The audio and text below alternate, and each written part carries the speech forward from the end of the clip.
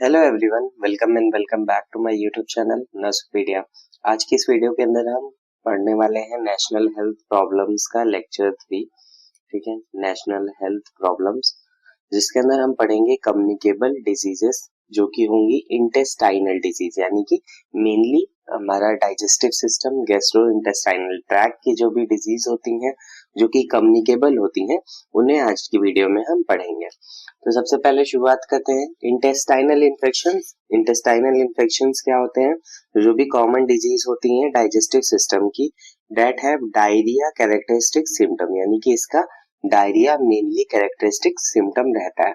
ठीक है, it results of mainly bacterial and viral infections, यानी कि मेनली क्या है, बैक्टीरियल वायरल इन्फेक्शन की वजह से होता है। और ये मेजर हेल्थ और सोशल प्रॉब्लम है डेवलपिंग कंट्रीज में, यानी कि जिस कंट्री में अभी पूरी तरह से सीवेज सिस्टम अच्छे से फंक्शनल नहीं है, जहाँ पे सैनिटेशन पूरा प्रॉपरली नहीं है, जो भी डेवलप कर रही, जो डेवलप कंट्री है, यूएसए है, आपका दुबई है, वहां पे नहीं है। जो डेवलपिंग कंट्रीज हैं जैसे इंडिया हो गई और भी बहुत सारी कंट्री हो गई, तो उसके अंदर ये प्रॉब्लम ज्यादा होती है, जहाँ पे बेसिक चीजें अभी अवेलेबल नहीं है। Intestinal infections belong to more than 25% of contagious disease, यानी कि जो टोटल कंटेजियस डिजीज है इंटेस्टाइनल डिजीज उसका 25% होती है। मोड ऑफ ट्रांसमिशन, इसका मेनली मोड ऑफ ट्रांसमिशन होता है फीको ओरल रूट, जो कि हम इस फ्लो चार्ट के थ्रू समझेंगे। यानी कि एक पर्सन है, जो इन्फेक्टेड पर्सन है, उसने यहाँ पे फीसेस किया ग्राउंड पे, फिर उसके बाद या तो फिंगर से वो चला गया माउथ के अंदर खाने के थ्रू, या फिर कोई मक्खी है वो उस पे बैठी, इन्फेक्टेड फीसेस पे बैठी और उसके बाद आपके खाने पे जाके बैठ गई, उसके थ्रू इंजेस्ट हो जाएगा। या फिर फील्ड के थ्रू, अब मान लो जिस फील्ड में इसने किया था फीसेस, उसके उस फील्ड में कोई वेजिटेबल ग्रो की जिसको सही से धुले बिना खा लिया गया, तब हो सकता है। नेक्स्ट फिर टॉयलेट वेरिएंट, जैसे कि अभी मान लो कहीं पे तालाब के किनारे कोई किया और तालाब में जाके वॉश कर लिया, उसके बाद अब तालाब से मछलियां आई, अब उसको खा लिया किसी ने, या फिर उस पानी को किसी ने पी लिया या किसी भी यूज में ले लिया जिससे ट्रांसमिट हो सकता है। अब ये जो है, अब ये नया होस्ट बन जाएगा और फिर ये दूसरों को इन्फेक्ट करेगा। ठीक है, ऐसे कैसे करके ये साइकिल चलता रहता है। इसमें सबसे पहली डिजीज होती है पोलियोमेलाइटिस, जो कि अब इंडिया के अंदर नहीं है, हिस्ट्री बन चुका है, लेकिन अभी भी इसके कुछ केसेस रनिंग में। अब ये नए लोगों को नहीं हो रहा है, लेकिन जिनको पहले से हुआ है वो लोग हैं, अभी भी एग्जिस्ट करते हैं, हो सकता है आपने देखा भी हो किसी को। ठीक है, पॉजिटिव एजेंट होता है पोलियोमेलाइटिस, जिसे हम सिंपली पोलियो बोलते हैं, वो होता है पोलियो वायरस। ठीक है, पोलियो वायरस के थ्रू पोलियोमेलाइटिस होता है। इसके 3 वेरिएंट्स होते हैं पोलियो के, जिसे हम wild polio virus type 1, type 2, type 3 बोलते हैं। WPV यानी wild polio virus 1, wild polio virus 2, wild polio virus 3।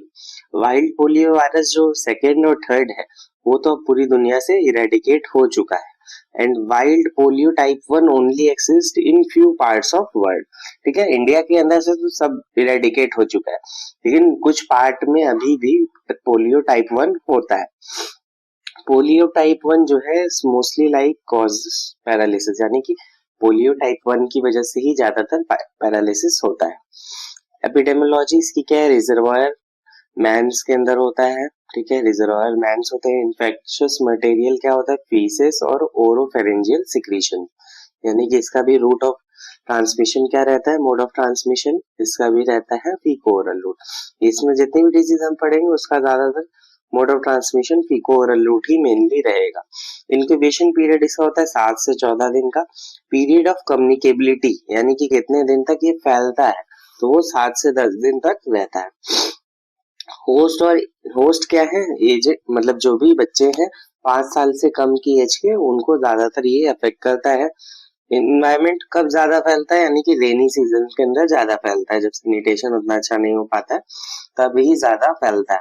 Polio can affect your body different depending on where the virus multiplies and attack, यानी कि हमारी body के अलग अलग parts को अटैक कर सकता है। वो तो वो डिपेंड करता है कि वायरस कहाँ पे जाके अटैक कर रहा है। उसके अकॉर्डिंग टाइप्स हैं पोलियो के, 5 टाइप होते हैं मेनली। सबसे पहला था अबॉर्टिव पोलियोमेलाइटिस। यहाँ पे कंफ्यूजन होता है, अबॉर्टिव पोलियोमेलाइटिस यानी अबॉर्शन नहीं करा देता है वो। अबॉर्ट का मतलब होता है रोक देना, रुक जाना, ठीक है। जैसे बोलते नहीं है, आप लोग देखे होंगे कोई आर्मी वाली मूवी वगैरह देखोगे, वेब सीरीज देखोगे, तो उसके अंदर बोलते हैं ना अबॉर्ट द मिशन, यानी कि उस मिशन को वहीं पे खत्म कर देना। तो ये वाला जो पोलियोमेलाइटिस है, अबॉर्टिव पोलियोमेलाइटिस, ये ज्यादा फैलता नहीं है, कुछ दिन में अपने आप ही खत्म हो जाता है, इसलिए इसका नाम अबॉर्टिव रखा गया है, ठीक है। Causes flu like and intestinal symptoms आएंगे, मतलब फ्लू लाइक सिम्टम जैसे कि फीवर, कफ, ये सब होगा, और इंटेस्टाइनल सिम्टम में डायरिया होगा, ठीक। It only last few days, it does not cause long lasting issues, यानी कि ये बस कुछ दिनों के लिए होता है और इससे कोई भी लंबे समय तक रहने वाला कोई इश्यू नहीं होता है। नेक्स्ट फिर है non paralytic poliomyelitis. Non paralytic है यानी कि पैरालिसिस तो नहीं होगा इसके अंदर, बट समझते हैं और क्या होता है। मे कॉज एसेप्टिक मेनिंजाइटिस, यानी कि ये मेनिंजाइटिस कॉज कर सकता है swelling of the area around the brain, ठीक है। ये हमारे ब्रेन के अराउंड जो एरिया होता है उसके अंदर स्वेलिंग कर सकता है। मेनिंजाइटिस आपको पता होगा, ब्रेन की कवरिंग होती है जो मेनिंजेस, उसके अंदर इन्फ्लेमेशन को हम बोलते हैं। It causes more symptoms than abortive poliomyelitis and may requires you to stay in the hospital. यानी कि ये वाला जो है नॉन पैरालिटिक पोलियोमेलाइटिस, इसके अंदर अबॉर्टिव पोलियोमेलाइटिस से ज्यादा सिम्टम्स आते हैं और इसमें हॉस्पिटल जाने की जरूरत पड़ती है। फिर आता है पैरालिटिक पोलियोमेलाइटिस। पैरालिटिक पोलियोमेलाइटिस यही सबसे खतरनाक है पोलियोमेलाइटिस का type. happens when polio virus attacks your brain and spinal cord, यानी कि ये जब हमारे नर्वस सिस्टम को, सेंट्रल नर्वस सिस्टम को अटैक कर देता है पोलियोमेलाइटिस, ये वाला तब होता है paralytic poliomyelitis. Can paralyse the muscles that allows you to breathe, speak, swallow and move your limbs, ठीक है।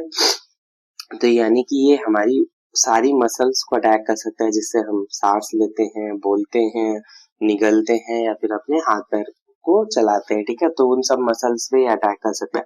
अगर मान लो ब्रीथ वाली मसल्स पे अटैक किया था तो तुरंत ही डेथ हो जाएगी, पेट के अंदर ही डेथ हो जाएगी।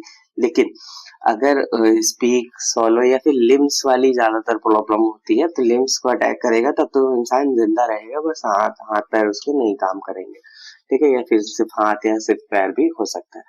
Depending on what parts of your body are affected, it is called spinal polio और बल्बुलर पोलियो, यानी कि अगर स्पाइनल नर्व्स को हमारी डैमेज करता है तो स्पाइनल पोलियो, और अगर ब्रेन को डैमेज करता है तो बल्बर पोलियो होता है। ओनली अगर in less than 1% of total infected person, यानी कि टोटल जो भी इन्फेक्टेड पर्सन होते हैं पोलियो से, उसमें से सिर्फ 1% को ये वाला पोलियोमेलाइटिस होता है, पैरालिटिक वाला। नेक्स्ट फिर है पोलियो एंसेफलाइटिस। पोलियो एंसेफलाइटिस क्या है? Is a rare type of polio that mostly affects the infant, यानी कि ये वाला टाइप जो है ज्यादातर इन्फेंट्स को अफेक्ट करता है। It causes brain swelling. Brain swelling encephalitis का मतलब ही होता है ब्रेन के अंदर इन्फ्लेमेशन हो जाना, तो वही इसमें ब्रेन स्वेलिंग होगी।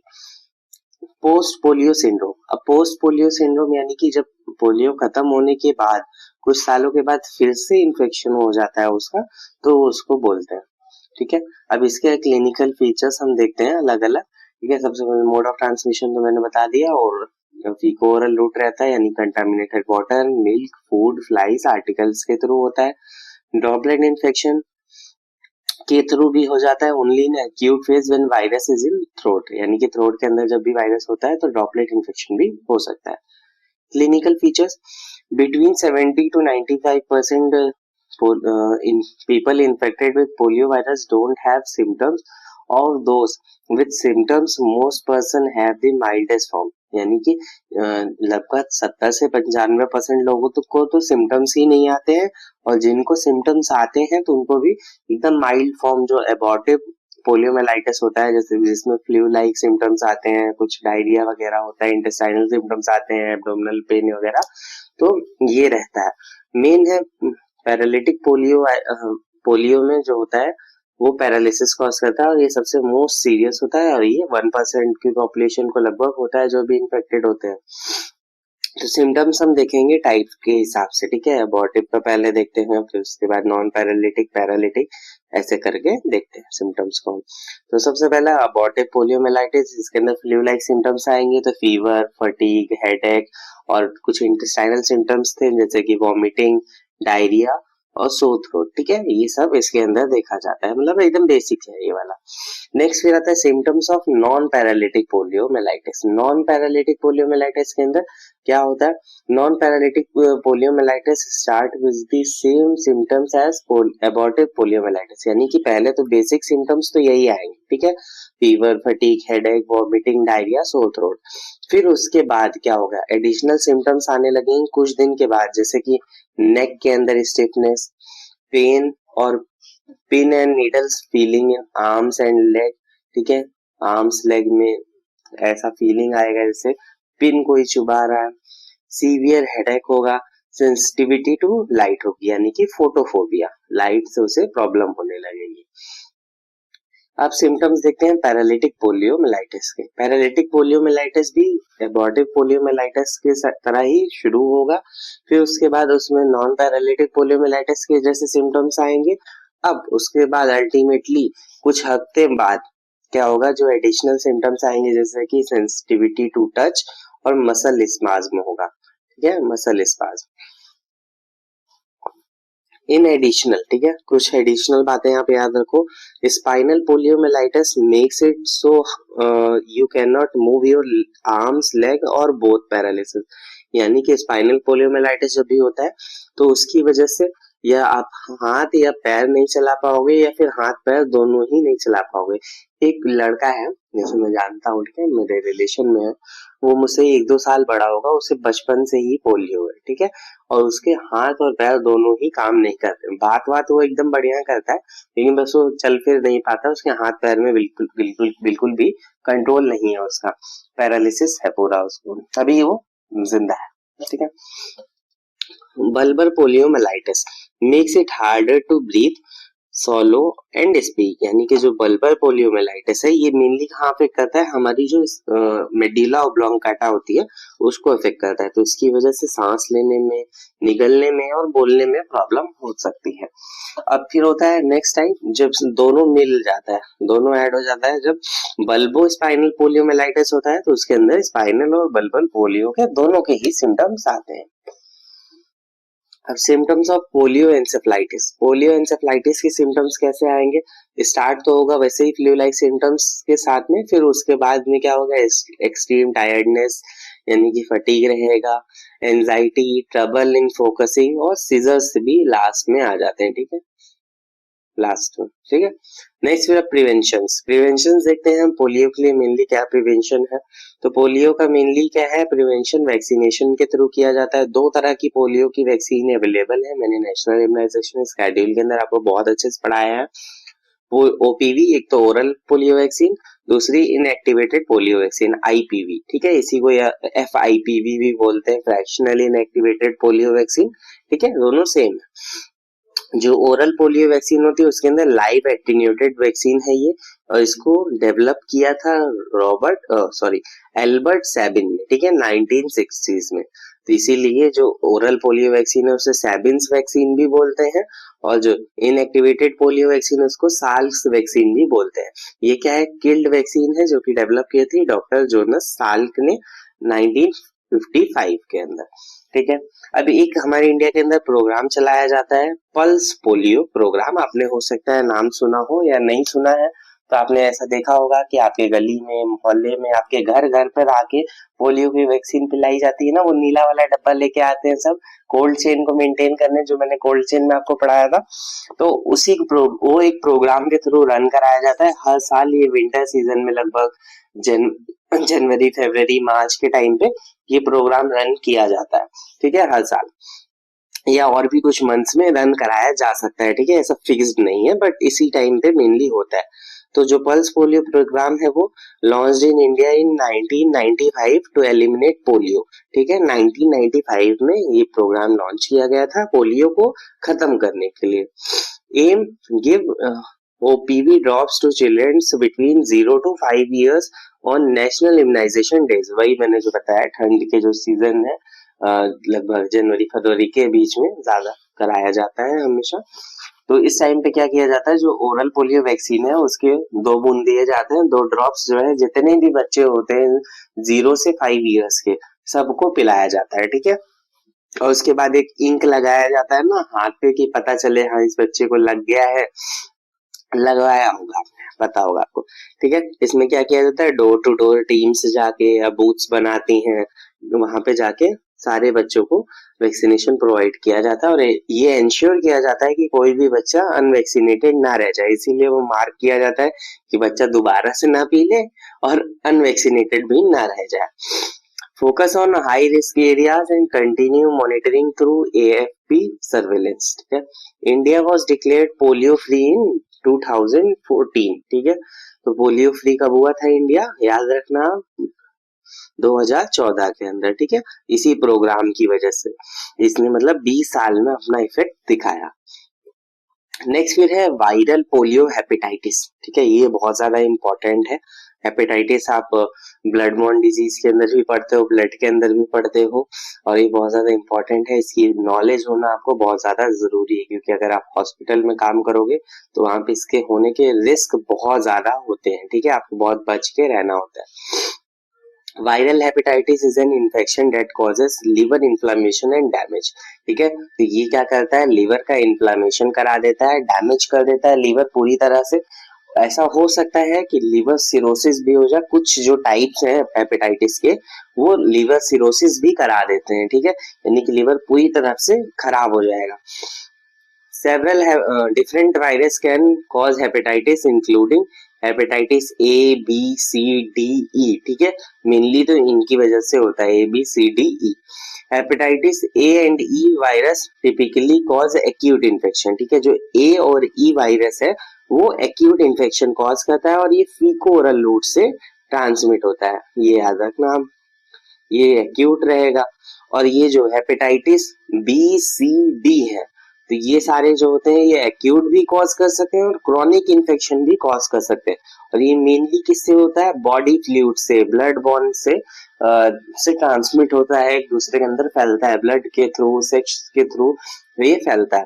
Hepatitis is acute when it lasts less than 6 months and chronic when it persists longer, यानी कि एक्यूट कब बोलेंगे, एक्यूट कोई भी डिजीज को हम बोलते हैं जब वो 6 महीने से कम टाइम में ही खत्म हो जाती है, और क्रॉनिक यानी 6 महीने से ज्यादा, साल भर या उससे भी ज्यादा कोई डिजीज अगर चलती है तो उसे हम क्रॉनिक बोलते हैं।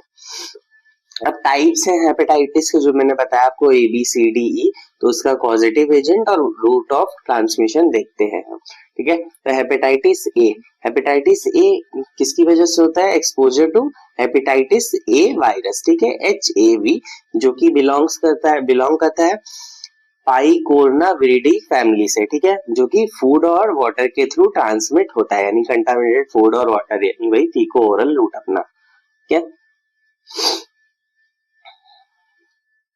नेक्स्ट फिर हेपेटाइटिस बी, ये हेपेटाइटिस बी वायरस के थ्रू होता है जो कि बिलोंग करता है हेपेडनाविरिडी फैमिली से, जो कि बॉडी फ्लूइड्स जैसे कि ब्लड हो गया, वेजाइनल सिक्रीशंस हो गए, सीमेंस हो गए, उसके थ्रू ट्रांसमिट होता है।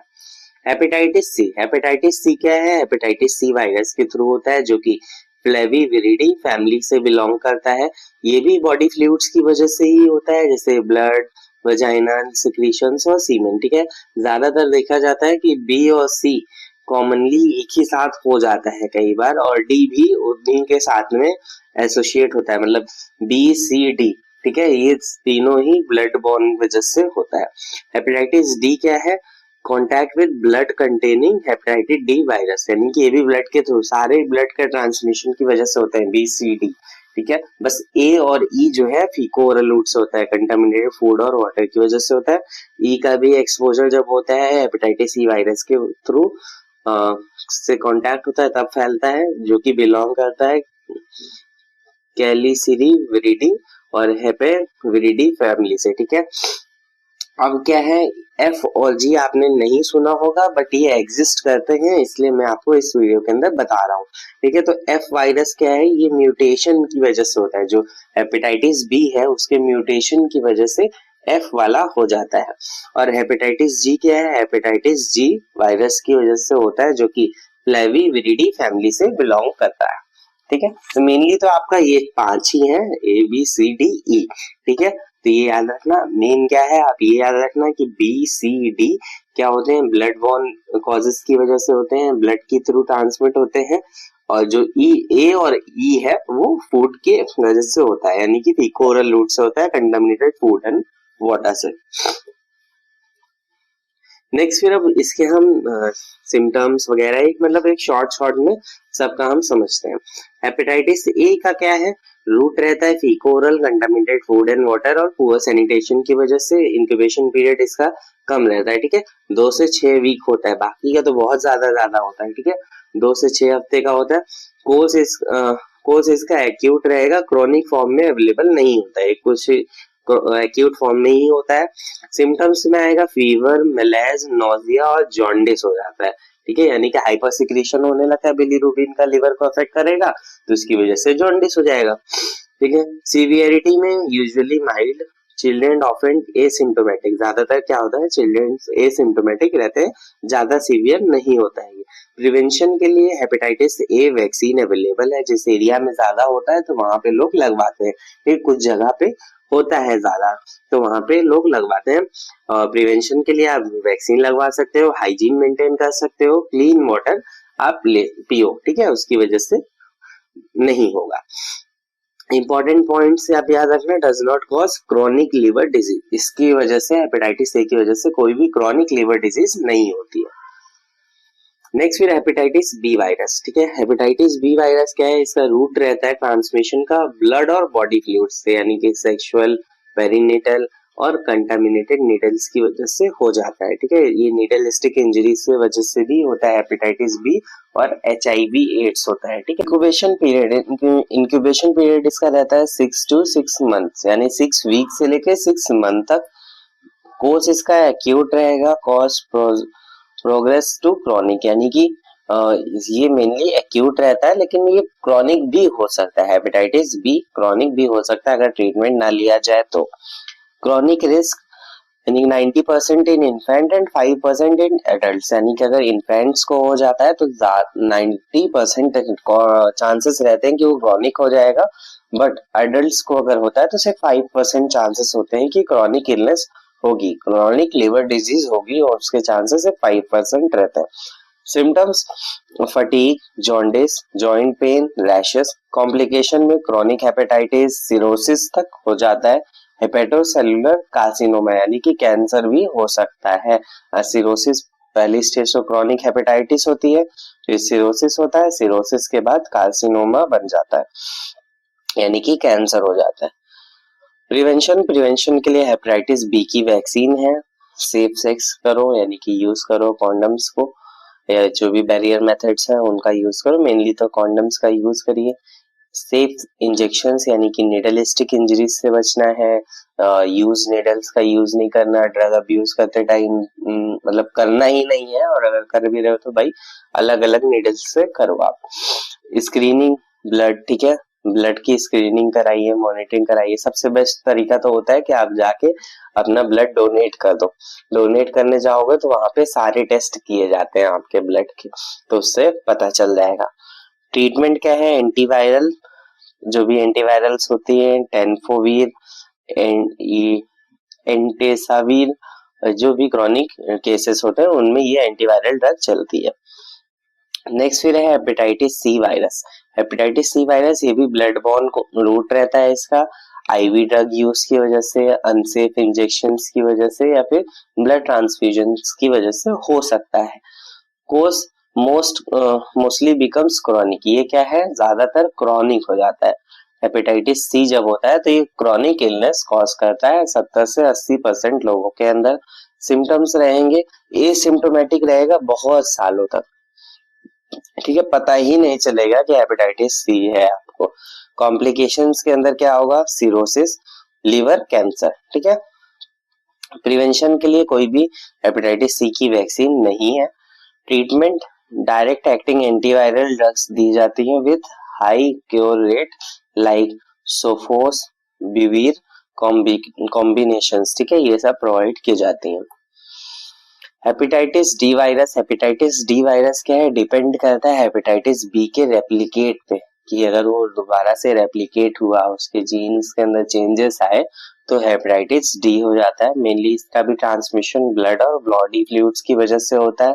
अकर्स एज को इन्फेक्शन, यानी कि हेपेटाइटिस बी और हेपेटाइटिस डी दोनों एक साथ में भी हो सकता है, या फिर super infection, hepatitis D infects a chronic hepatitis be patient, यानी कि हेपेटाइटिस डी पहले से मान लो किसी को हेपेटाइटिस बी था किसी पेशेंट को, अब उसको हेपेटाइटिस डी भी हो जाए तो क्या होगा, ये बहुत ज्यादा सीवियर हो जाएगा। कॉम्प्लिकेशंस में क्या होगा, सीवियर एक्यूट हेपेटाइटिस और फास्टर सिरोसिस, इसमें जल्दी से सिरोसिस हो जाएगा। प्रिवेंशन के लिए, इसके लिए भी हेपेटाइटिस बी वैक्सीन प्रिवेंट कर लेती है हेपेटाइटिस डी को ऑटोमेटिकली, तो वही प्रोवाइड किया जाएगा। नेक्स्ट फिर है hepatitis E. Hepatitis E virus क्या है, मेनली ये ट्रांसमिट होता है फीको ओरल रूट से कंटामिनेटेड फूड एंड वाटर के थ्रू।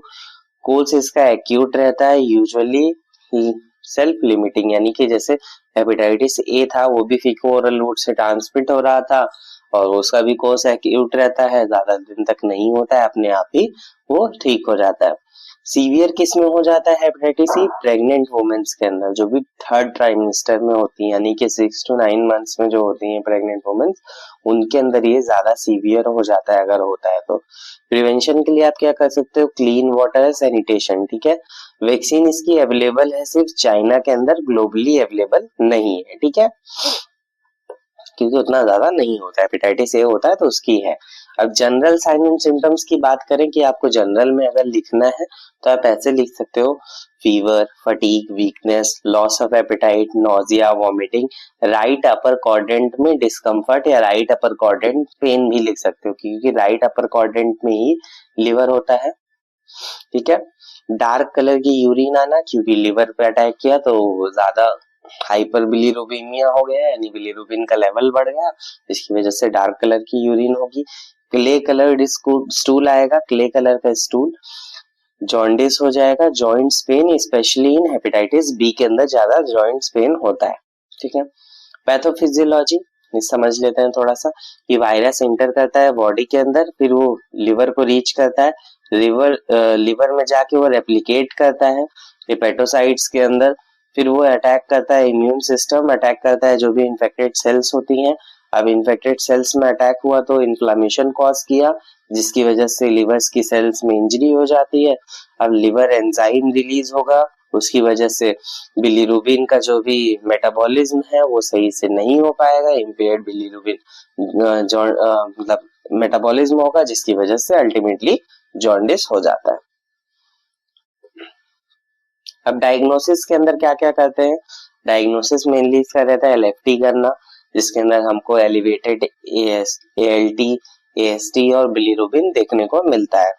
वायरल मार्कर्स करते हैं, हेपेटाइटिस ए वायरस के लिए आईजीएम चेक करते हैं, एचबीएएस करते हैं, एंटी हेपेटाइटिस बी सी करते हैं आईजीएम, और हेपेटाइटिस बी ईएजी करते हैं। हेपेटाइटिस वायरस सी जो है, हेपेटाइटिस सी वायरस जो है उसके एंटीबॉडीज का चेक करते हैं, आरएनए चेक करते हैं। डी के लिए एंटीजन एंटीबॉडी चेक होता है, ई के लिए आईजीएम चेक किया जाता है, या फिर इमेजिंग टेस्ट का भी यूज किया जा सकता है अल्ट्रासाउंड से, जिससे हमें पता चलेगा लिवर में इन्फ्लेमेशन है या नहीं है, ठीक है। डायग्नोसिस ये रहता है।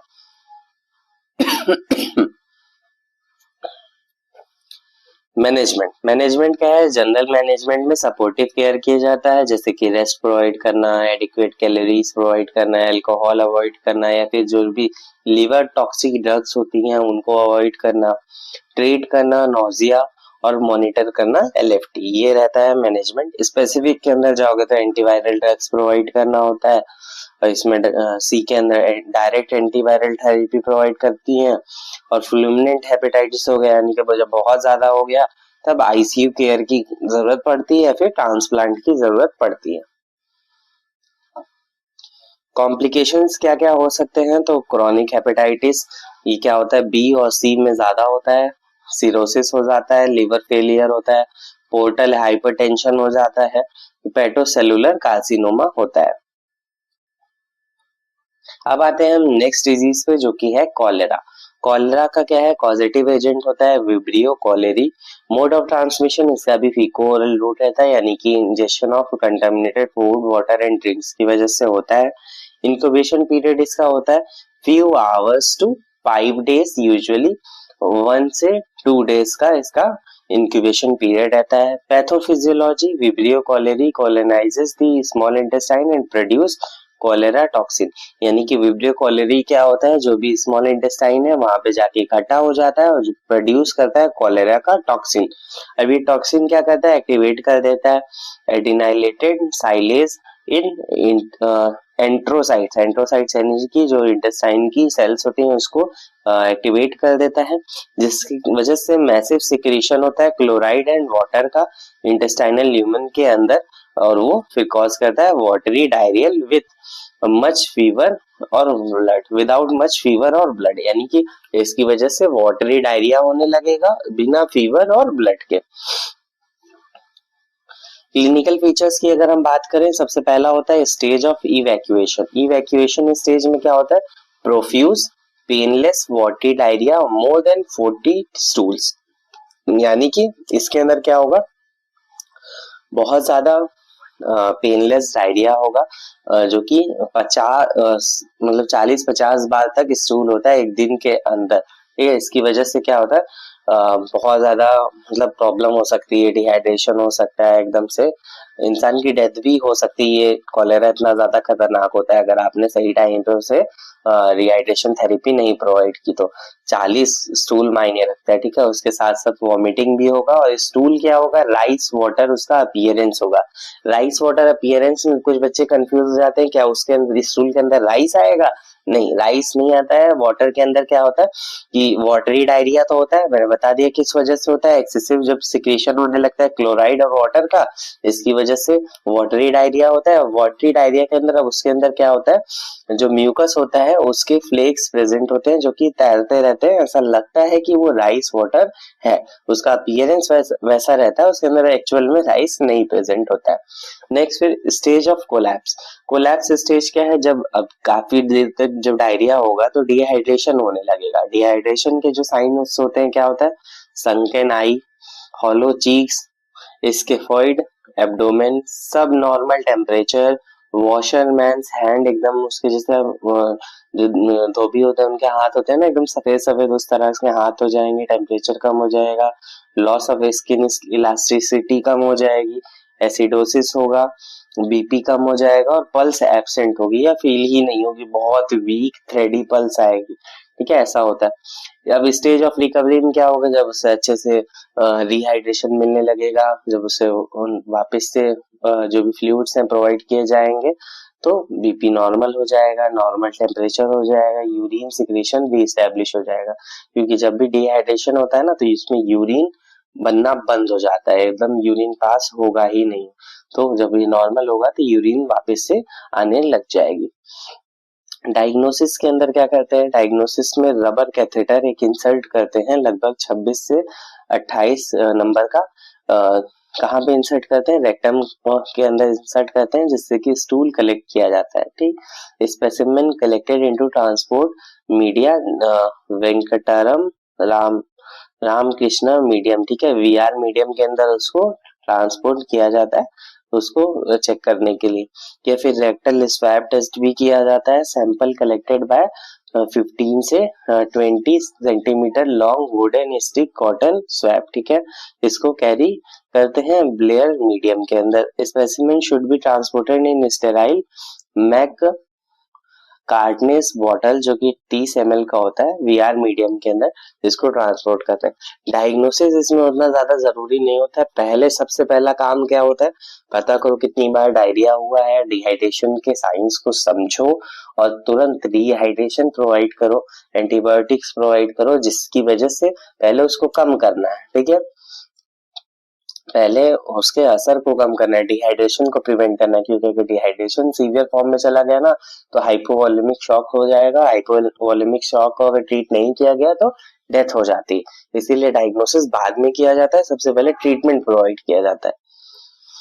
ठीक है, ट्रीटमेंट के अंदर क्या है, डिहाइड्रेशन थेरेपी है, रिहाइड्रेशन थेरेपी के अंदर ओरल रिहाइड्रेशन थेरेपी बोल लो आप, ORS के थ्रू, या फिर IV रिहाइड्रेशन भी किया जाता है। IV फ्लूइड्स कैन्युला लगा के प्रोवाइड किए जाते हैं, वही ज्यादा असर करता भी है। ORS बच्चा पी ही नहीं पाएगा इतना जब उसके वॉमिटिंग हो रही है। तो एंटीबायोटिक थेरेपी प्रोवाइड करते हैं, doxycycline, tetracycline antibiotic of choice है ये, एक्सेप्ट प्रेग्नेंट वुमेन्स के अंदर। प्रेग्नेंट वुमेन्स के अंदर डॉक्सीसाइक्लिन या टेट्रासाइक्लिन नहीं देते हैं। TMMX, TMPSMX यानी कि trimethoprim sulfamethoxazole is a choice for childrens के अंदर ये दिया जाता है। फ्लूराजोलिडीन ये एंटीबायोटिक और चॉइस रहती है प्रेग्नेंट वुमेन्स के अंदर। अब डिसइंफेक्शन कैसे करते हैं? स्टूल और वॉमिटिंग का डिसइंफेक्शन करने के लिए 5% लाइसॉल या फिर 30% ब्लीच पाउडर का सोल्यूशन बना के उससे डिसइंफेक्ट किया जाता है। कपड़ों को कैसे साफ करना है? तो 2.5% क्रेसॉल सोल्यूशन या फिर 2.5% लाइसॉल सोल्यूशन 30 मिनट तक उसमें डुबा के रखना है, फिर उसके बाद सोप वाटर से वॉश कर देना। ये डिसइंफेक्ट करने के लिए यूज किया जाता है। सैनिटेशन में क्या आएगा? Like safe water supply, excreta disposal and food sanitation करते हैं। Control, verification of diagnosis. अब कंट्रोल के लिए क्या करना है? सबसे पहले डायग्नोसिस वेरिफिकेशन करना है। Notification mandatory, report locally, nationally और इंटरनेशनली, ताकि WHO तक इसका आंकड़ा पहुंच सके 24 घंटे के अंदर। ठीक है। अर्ली केस फाइंडिंग करनी है, एस्टेब्लिश ट्रीटमेंट सेंटर। ठीक है, ये सब काम रहता है कंट्रोल करने के लिए, यानी कि जल्दी से पहले केस को समझो और एक ट्रीटमेंट सेंटर एस्टेब्लिश करना, ये कंट्रोल करने के लिए काम करते हैं। इस डिजीज है टाइफाइड। टाइफाइड पॉजिटिव एजेंट होता है साल्मोनेला टाइफी, जो कि एक ग्राम नेगेटिव बैक्टीरिया है। मोड ऑफ ट्रांसमिशन इसका होगा फीको ओरल रूट, यानी कि contaminated food and water flies की वजह से होगा। इंक्यूबेशन पीरियड इसका रहता है लगभग 7 से 14 दिन का।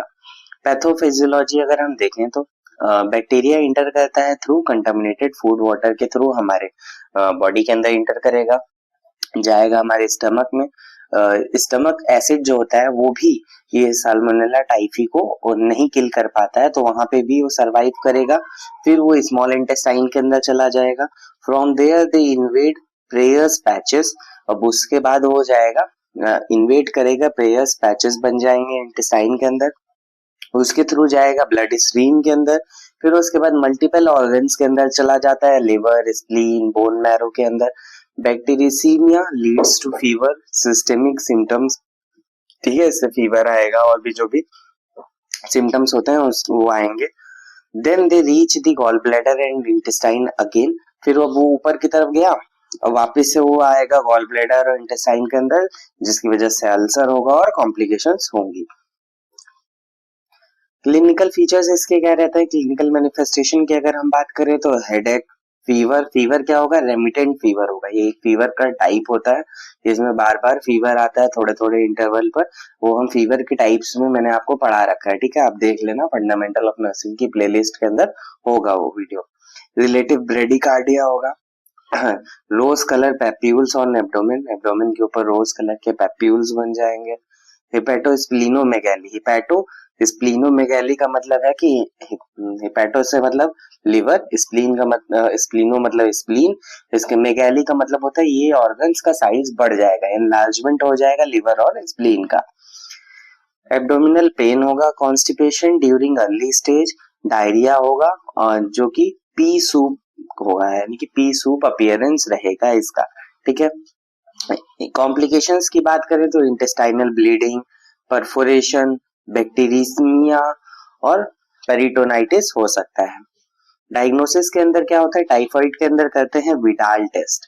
विडाल टेस्ट क्या होता है? स्पेसिफिसिटी तो इसकी कम होती है, लेकिन विडाल टेस्ट से ही पता चलता है टाइफाइड का।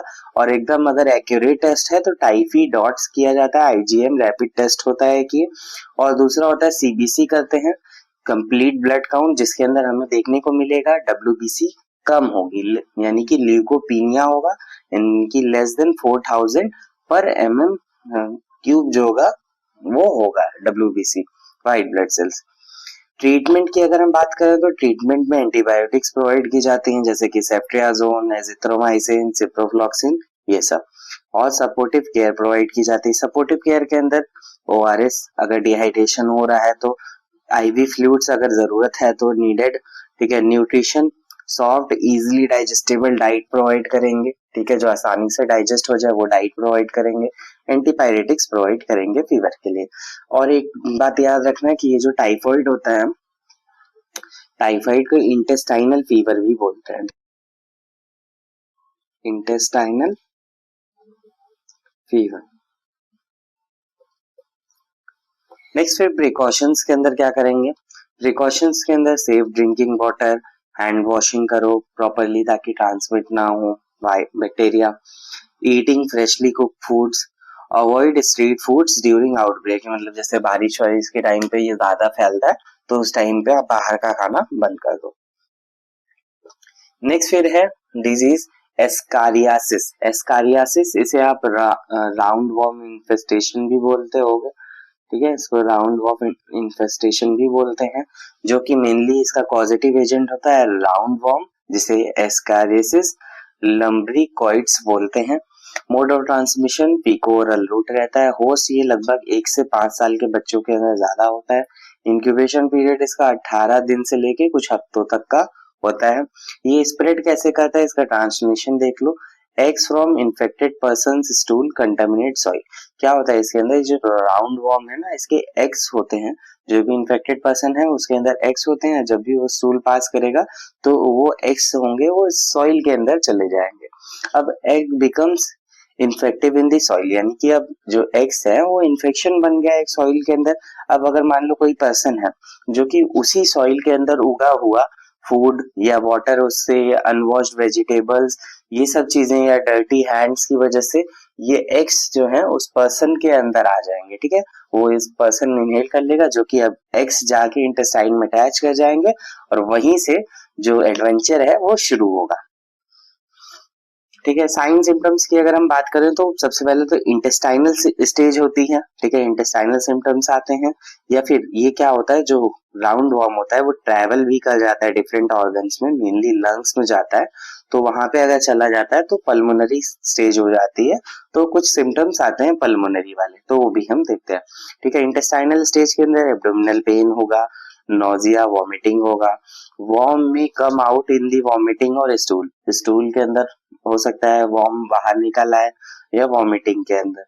माल न्यूट्रिशन हो सकता है, बच्चे के अंदर न्यूट्रिएंट एब्सॉर्ब नहीं होंगे, ब्लड वॉर्म चूसता रहेगा, पेन होगा। विटामिन ए की डेफिशिएंसी हो सकती है। Distended abdomen in heavy infection, ठीक है, डिस्टेंडेड एब्डोमेन हो जाएगा अगर इंफेक्शन ज्यादा है तो। सॉरी, पल्मोनरी वाले में क्या होगा, अगर लंग्स में चला जाता है तो ड्राई कफ होगा, विजिंग साउंड आएगा, शॉर्टनेस ऑफ ब्रीथ और फीवर होगा। Next diagnosis. डायग्नोसिस क्या है, स्टूल एग्जामिनेशन के थ्रू एक्स ऑफ एस्कैरिसिस पता चलता है माइक्रोस्कोप के अंदर। एक्सरे या यूएसजी कुछ टाइम में किया जाता है, ये उतना ज्यादा इंपॉर्टेंट नहीं है, उतना नहीं किया जाता, ठीक है। सीबीसी किया जाएगा, इस्नोफीलिया देखने को मिलेगा लंग माइग्रेशन में, अगर लंग में चला गया है तब इस्नोफीलिया हो जाएगा। ट्रीटमेंट के लिए जितने भी ये वॉर्म्स होते हैं ना, उनको किल करने के लिए हमारी गवर्नमेंट रन करती है डी वॉर्मिंग प्रोग्राम, ठीक है, जिसके अंदर एल्मेंडाजोल और डाईइथाइल कार्बामीन करके आती है, एक DEC करके ड्रग होती है, वो टैबलेट प्रोवाइड की जाती है, ठीक है। Mainly albendazole 400 mg single dose first choice, ठीक है, ये प्रोवाइड की जाएगी। या mebendazole 100 mg twice daily for 3 days, ठीक है। तो एल्मेंडाजोल क्या होता है, अलग अलग एज ग्रुप के हिसाब से, उसमें एज के हिसाब से mg होता है कि आधी टैबलेट एक साल से कम वालों को आधी टैबलेट देते हैं, 2 से 3 साल या 2 से 5 साल वालों को एक पूरी टैबलेट देते हैं, और 5 साल के अबव वालों को 2 टैबलेट देते हैं, ऐसा है शायद, पूरा मुझे अभी कंफर्म याद नहीं है, लेकिन पर ऐसे ही होता है, ठीक है, ऐसे प्रोवाइड करते हैं जब डीवॉर्मिंग प्रोग्राम चल रहा होता है। और अगर ये डिजीज हो गई है तब ट्रीटमेंट के लिए इतना प्रोवाइड करते हैं 400 mg, ठीक, एक टैबलेट वैसे 400 mg की ही होती है। प्रिवेंशन में क्या करेंगे, hand washing raw vegetables properly, यानी कि जो भी वेजिटेबल्स आए घर के अंदर उसको अच्छे से वॉश करना है। अवॉइड ओपन डेफिकेशन, खुले में नहीं जाना है। डीवॉर्मिंग प्रोग्राम जो कि स्कूल बेस्ड और कम्युनिटी बेस्ड होते हैं, ये ANM आशा लोग करती हैं, ठीक है। अमीबाइसिस, अमीबाइसिस क्या है, इसका पॉजिटिव एजेंट प्रोटोजोवन पैरासाइट है, एंटा अमीबा हिस्टोलिटिका, ठीक है। मोड ऑफ ट्रांसमिशन इसका रहता है faeco oral root, sexual transmission के लिए ओरल रेक्टल के थ्रू होता है, ठीक है। एंड वेजाइनल सेक्स के थ्रू नहीं होता, ओरल रेक्टल सेक्सुअल ट्रांसमिशन होता है इसका, मेल होमोसेक्सुअल्स में ज्यादा होता है। वेक्टर फ्लाइज और रोडेंट्स के थ्रू भी ये होता है। अमीबाइसिस प्रोटोजोन पैरासाइटिक इन्फेक्शन है। इंक्यूबेशन पीरियड इसका होगा 2 से 4 हफ्ते का। क्लिनिकल फीचर्स आएंगे एब्डोमिनल पेन, टेनिस्मस यानी कि feeling of wanting to pass stool and again and again, यानी कि बार बार ऐसा फील होगा कि स्टूल पास होगा बट नहीं होता है, ठीक है। बार बार ऐसा लगेगा कि अब जाने की जरूरत है बट ऐसा नहीं हुआ, इसको क्या बोलते हैं, tenesmus. Diarrhoea with mucus and blood, यानी कि इसको क्या बोलते हैं, जब म्यूकस और पस के साथ डायरिया होता है डिसेंट्री बोलते हैं, ठीक है। फ्लैटुलेंस यानी कि गैस बनेगा, ठीक है, पेट के अंदर गैस बनेगा। वेट लॉस होगा। एक्स्ट्रा इंटेस्टाइनल एमिबाइसिस यानी कि इंटेस्टाइन से अगर कहीं और चला जाता है तो फीवर, टेंडरनेस यानी कि ज्यादातर लिवर को इफेक्ट पड़ता है तो एनलार्ज लिवर हो जाएगा। Pain radiating to right shoulder, ठीक है, ये सब सिम्टम्स आएंगे। डायग्नोसिस के अंदर स्टूल माइक्रोस्कोपी करी जाएगी, स्टूल एंटीजन टेस्ट किया जाएगा, यूएसजी एब्डोमेन का किया जाएगा, लिवर एब्सिस का पता करने के लिए सीटी स्कैन, अगर कॉम्प्लिकेशन हो रहा है तो सीबीसी में डब्ल्यूबीसी बढ़ा हुआ मिलेगा इसके अंदर, ठीक है। कॉम्प्लिकेशंस में परफोरेशन हो सकता है, पेरिटोनाइटिस हो सकता है, टॉक्सिक मेगाकोलन हो सकता है, लिवर एब्सिस रप्चर हो सकता है, डिहाइड्रेशन या क्रोनिक कोलाइटिस हो सकता है। ट्रीटमेंट के अंदर प्रोवाइड किया जाता है मेट्रोनिडाजोल, जिसे हम लोग सिंपली मेट्रो भी बोलते हैं। यूजुअली 7 to 10 डेज के लिए मेट्रोनिडाजोल प्रोवाइड की जाती है। और अगर एब्सिस हो जाता है तो मेट्रोनिडाजोल की हाई डोज उसके साथ नीडल एस्पिरेशन किया जाता है। अगर मान लो ज्यादा एब्सिस हो गया, ज्यादा पस का कलेक्शन हो गया, एब्सिस का मतलब होता है पस कलेक्शन, ठीक है, तो अगर ज्यादा हो जाता है तब नीडल एस्पिरेशन करके निकाला जाता है। प्रिवेंशन के लिए आप क्या करोगे, clean drinking water, hand washing, avoid street foods and raw salads during outbreak, ठीक है भाई, मतलब बारिश के मौसम में ही ये सब चीजें ज्यादा फैलती हैं तो बाहर का खाना उस समय अवॉइड करना है। जो रॉ सैलेड है यानी कि ऐसे सैलेड उतना ज्यादा नहीं खाना है। Proper sanitation, washing vegetables properly, treating carriers, ठीक है, ये काम करना है आपको। नेक्स्ट फिर हुकवर्म डिजीज। अब हुकवर्म डिजीज क्या है, hookworm disease is a parasitic infection cause mainly by ancylostoma duodenal और नेक्टर अमेरिकनस, ठीक है, ये 2 कॉजेस होते हैं। ये भी हुकवर्म भी एक पैरासाइटिक इन्फेक्शन होता है। These worms live in the small intestine and feed the host blood, यानी कि ये जो है worms हमारे स्मॉल इंटेस्टाइन के अंदर रहते हैं और ये जो होस्ट होता है यानी कि जो भी पर्सन होता है इन्फेक्टेड उसके ब्लड पे ये रहते हैं, ठीक है, ब्लड चूसते हैं धीरे धीरे। इसकी वजह से क्या होगा, ब्लड ले लेंगे सब तो एनीमिया हो जाएगा और न्यूट्रिशनल डेफिशिएंसी हो जाएगी।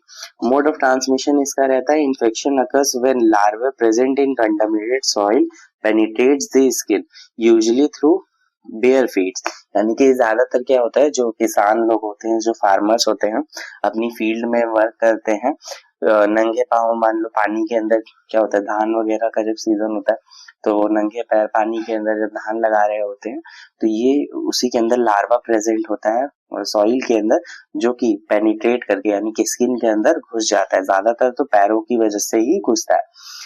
दे then enter the bloodstream, वहां से अब ये ब्लड स्ट्रीम के अंदर आ जाते हैं यानी कि ब्लड फ्लो के अंदर आ जाते हैं और उसके थ्रू लंग्स में पहुंच जाते हैं, ट्रैकिया, और फिर लंग्स में जाके फिर ट्रैकिया के अंदर जाके फिर वापस से उन्हें निगल लिया जाता है तो स्मॉल इंटेस्टाइन में वापस आ जाता है, मतलब स्मॉल इंटेस्टाइन में चला जाता है, ठीक है। ये तो घुसा तो ब्लड के थ्रू था, लंग्स में पहुंचा, लंग्स से ट्रैकिया में गया, ट्रैकिया से और ऊपर आएगा फेरिंग्स में, उस दोबारा से निकला जाएगा तब इंटेस्टाइन के अंदर, एब्डोमेन के थ्रू इंटेस्टाइन में चला जाएगा, ठीक है।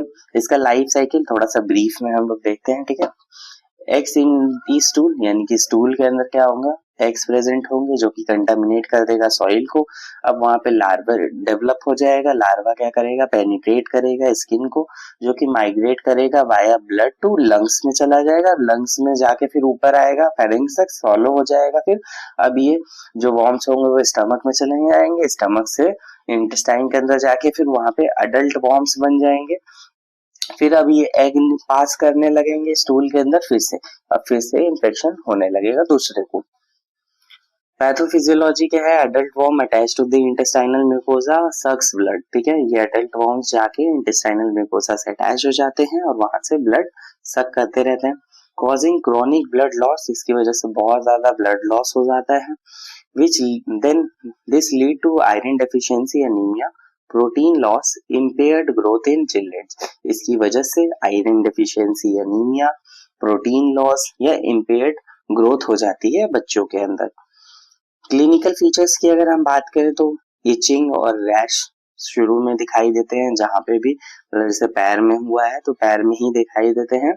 ग्राउंड इच, ड्राई कफ होगा, wheezing during larva lungs migration.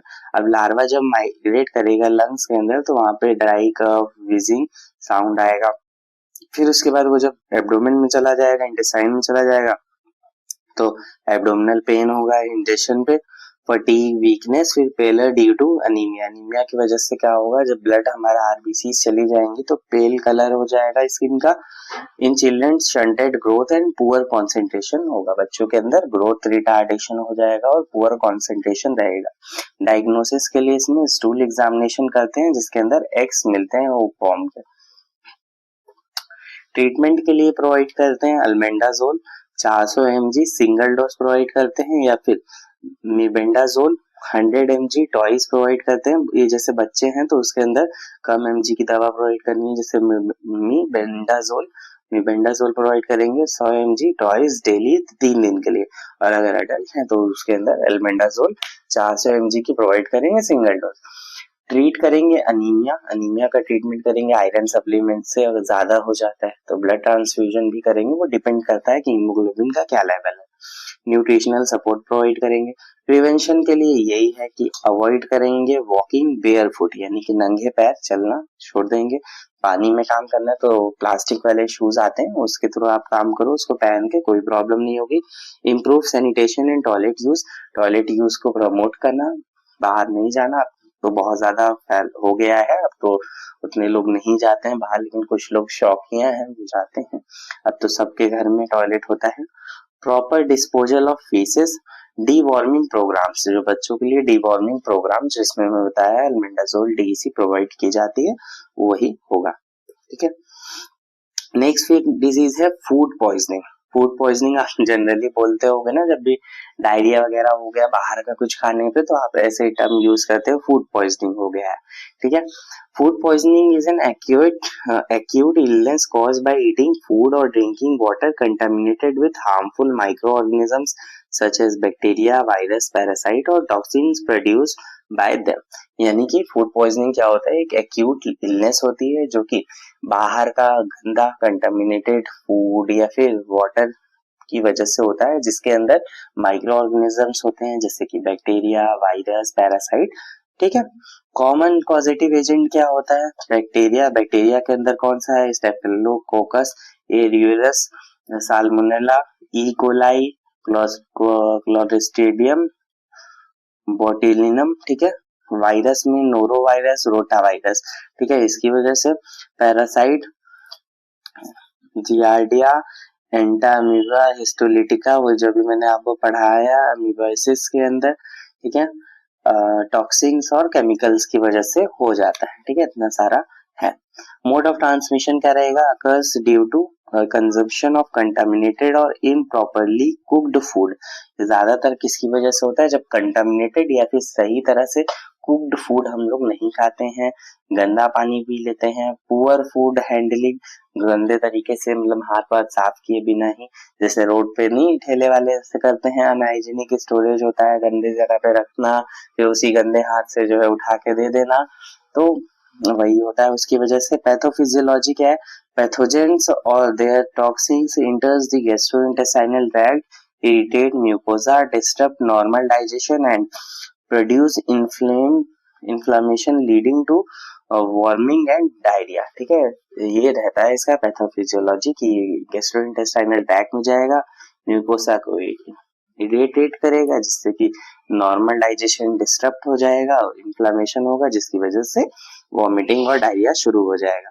Incubation period होता है इसका कुछ घंटे से लेके 1-2 दिन तक डिपेंडिंग ऑन कॉजेटिव एजेंट। ठीक है, क्लिनिकल फीचर्स में क्या रहेगा, nausea, vomiting, abdominal cramps, diarrhoea, may be watery और ब्लडी भी हो सकता है, फीवर, डिहाइड्रेशन, वीकनेस और लॉस ऑफ एपेटाइट। डायग्नोसिस में क्या होगा, क्लिनिकल सिम्टम्स यानी कि history collection and physical examination जो हम लोग लिखते हैं ना वो करना, stool culture in severe cases, ज्यादा अगर सीवियर हो गया तो स्टूल कल्चर करना, फूड सैंपल टेस्टिंग करना अगर आउटब्रेक सस्पेक्टेड है। होता है ना कई कई जगह पे रेड मारी जाती है फूड के स्टॉल्स पे, होटल्स पे, जहाँ पे ऐसा गंदा कंटामिनेटेड फूड मिलता है, फिर उस होटल को बैन कर दिया जाता है, उस दुकान को बैन कर दिया जाता है। ठीक है, तो वो सब चीजें होती हैं। ट्रीटमेंट के अंदर क्या करेंगे, ORS प्रोवाइड करेंगे। डायरिया है तो भाई सबसे पहला डायरिया अगर होना शुरू हुआ है तो आप उसको मान लो 4-5 बार अगर हो गया तो तुरंत ओरल रिहाइड्रेशन शुरू कर देना है। ORS अगर अवेलेबल नहीं है तो सॉल्ट और चीनी से बना लेना है आपको, यानी कि आधा चम्मच नमक और 2 चम्मच चीनी डाल के एक पानी के अंदर 1 लीटर पानी के अंदर आपको बना लेना है सोल्यूशन और उसे पीना है। क्योंकि डिहाइड्रेशन अगर रहेगा ना तो डिहाइड्रेशन होगा नहीं, डिहाइड्रेशन नहीं होगा तो कॉम्प्लिकेशन नहीं होगा। ठीक है, डायरिया का मेनली कॉम्प्लिकेशन डिहाइड्रेशन की वजह से ही होता है।